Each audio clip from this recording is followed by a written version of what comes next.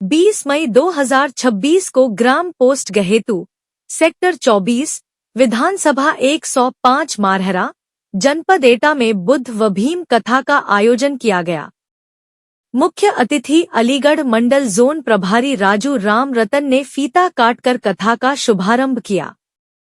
कार्यक्रम में तथागत भगवान बुद्ध और बाबा साहेब डॉक्टर भीमराव अंबेडकर सहित अन्य बहुजन महापुरुषों पर पुष्प अर्पित कर श्रद्धा सुमन अर्पित किए गए।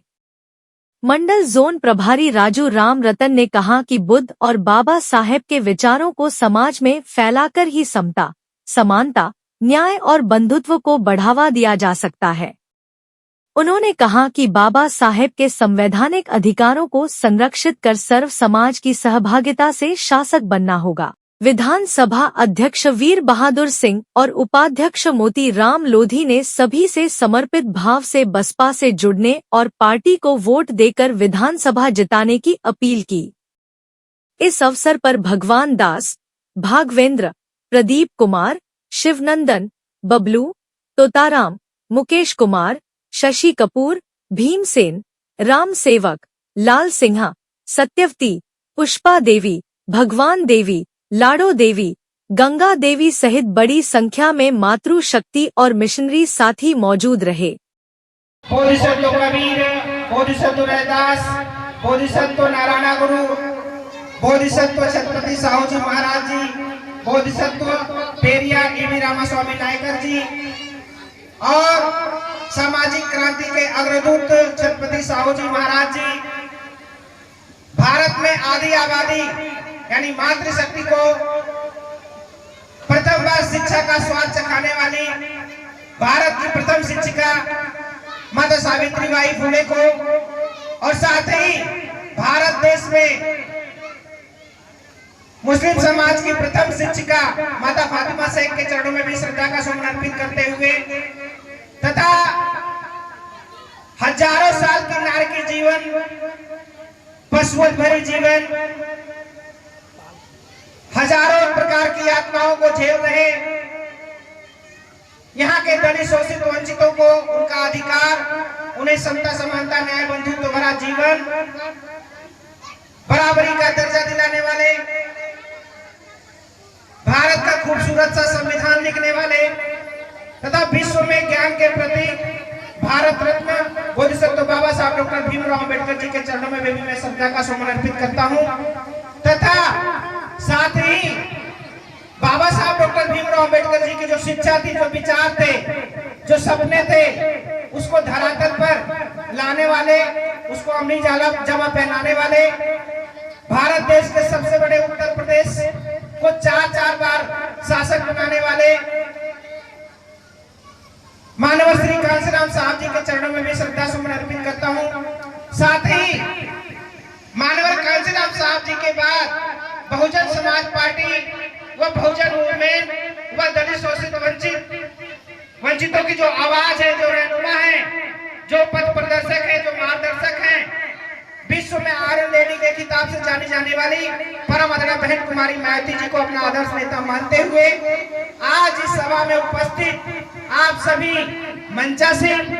साथ में सम्मुख हमारे बैठे हुए सभी मातृशक्ति, हमारे पिता तुल्य, हमारे बुजुर्ग, हमारे भाई, मैं पुनः आप सभी को नमो बुद्धाय जय भीम करता हूं और बात अपनी एक शब्द के साथ शुरू करता हूं। निराशा का युग समाप्त हो चुका है,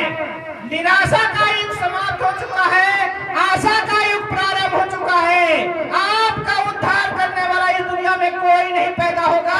यदि आपने ठान लिया तो आप अपना उद्धार स्वयं करेंगे, स्वयं करेंगे, स्वयं करेंगे। ये बाबा साहब डॉक्टर भीमराव अंबेडकर जी की पंक्तियां हैं और आज जो आप कथा वाचन सुनने जा रहे हैं, कथा सुनने जा रहे हैं तथा बुद्ध और बाबा साहब डॉक्टर भीमराव अंबेडकर जी के चरणों में नमन वंदन करने जा रहे हैं, उनके मिशन मूवमेंट पर चलने के लिए एक प्रक्रिया अपनाने जा रहे हैं।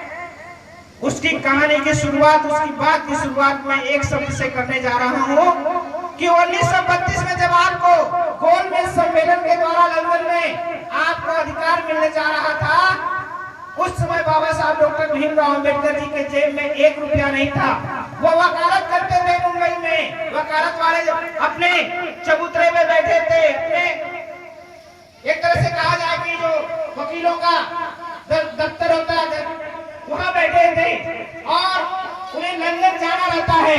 और जब लंदन जाना रहता है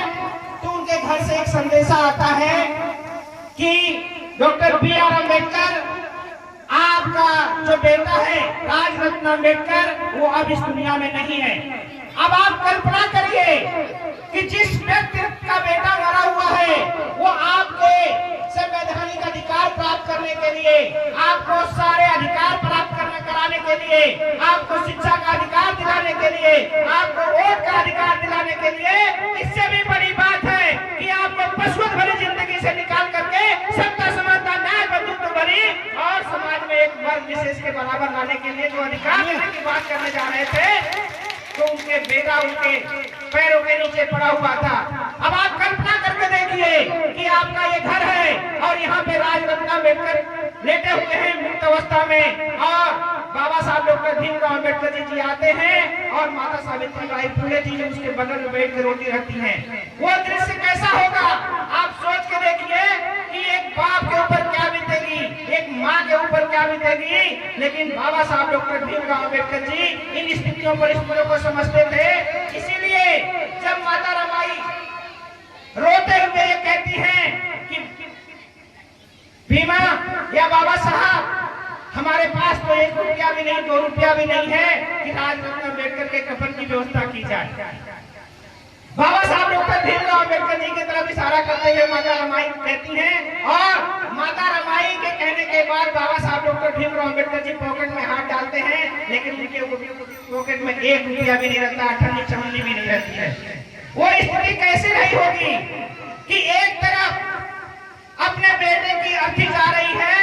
और आप जैसे हम जैसे नालायक गंवार लोगों को लायक बनाने के लिए बाबा साहब डॉक्टर भीमराव अम्बेडकर जी लंदन की तरफ जा रहे हैं। वो स्थिति कैसी रही होगी। आज कोई व्यक्ति या कोई माता या कोई पिता पुरुष सोच के देख ले कि आपके बेटे की तबीयत खराब हो जाती है तो आपको कोई कह दे कि संगठन का काम है, मिशन का काम है, समाज का काम है, तो आप कहते हो कैसा नालायक व्यक्ति है जो समाज का काम करने के लिए कह रहा है। हमारे कलेजे का टुकड़ा यहाँ पड़ा है, मैं तो उसको लेके जाऊंगा। लेकिन धन्य बाबा साहब डॉक्टर भीमराव अम्बेडकर जी, जिन्होंने हम जैसे करोड़ों लोगों को, दलित शोषित वंचित लोगों को हक दिलाने के लिए अपने राजरत्न, अपने कलेजे के टुकड़े को छोड़ करके लंदन चल देते हैं। और एक तरफ माता रमाबाई अम्बेडकर जी अपनी साड़ी का आधा पल्लू फाड़ करके कफन में लपेट करके राजरत्न को लेकर के कहाँ चल देती है, शमशान की तरफ चल देती हैं। क्या बाबा साहब डॉक्टर भीमराव अम्बेडकर जी अगर इस दुनिया में पैदा नहीं हुए होते तो आप आज आपका ये बेटा जो सूट बूट टाई बेल्ट पहन के यहाँ बोल रहा है, क्या बोल पाता? क्या जिस कॉलेज में मैं कुर्सी पे प्रिंसिपल के रूम में बैठा हूँ, क्या मैं प्रिंसिपल बन पाता? जो माताएं बहनें आज साड़ी पहन के बैठी हुई हैं, क्या ये साड़ी पहन पाती? जो हमारे भाई यहाँ कथा वाचन कर रहे हैं, क्या कथा वाचन कर पाते?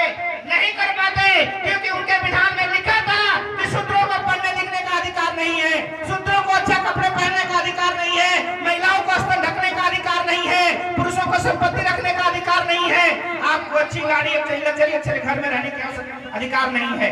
धन्य है बाबा साहब डॉक्टर भीमराव अम्बेडकर जी, जिन्होंने अपने 4 बच्चों की कुर्बानी देकर के आपको आज आपको और हमको समाज के मुख्य धारा में लाके जोड़ दिया। आज हम डीएम भी बन रहे हैं, आज हम सीएम भी बन रहे हैं, आज हम राष्ट्रपति भी बन रहे हैं, आज हम क्या कर रहे हैं, आज हम प्रिंसिपल भी बन रहे हैं, डॉक्टर भी बन रहे हैं, इंजीनियर भी बन रहे हैं, टीचर भी बन रहे हैं, हम साहित्यकार भी बन रहे हैं, हम इतिहासकार भी बन रहे हैं। इससे भी बड़ी बात है हम समाज की रचना करने का भी कार्य कर रहे हैं। और उसी समाज की रचना करने की कड़ी में मानव कांशीराम साहब ने बीड़ा उठाया और 20 साल की तपस्या के बाद बहुजन समाज पार्टी की नींव रखी 1984 में, और बहुजन समाज पार्टी को बनाने के बाद 1989 में आपके 3 सांसद और 13 विधायक जीत के आए, और 1989 में पहली बार बाबा साहब डॉक्टर भीमराव अम्बेडकर जी को भारत रत्न देने की बात की गई, और बाबा साहब डॉक्टर भीमराव अम्बेडकर जी को भारत रत्न मिला। और पहली बार बहुजन समाज पार्टी के माध्यम से परम आदरणीय बहन कुमारी मायावती जी और मानव श्री कांशीराम जी के अथक प्रयास से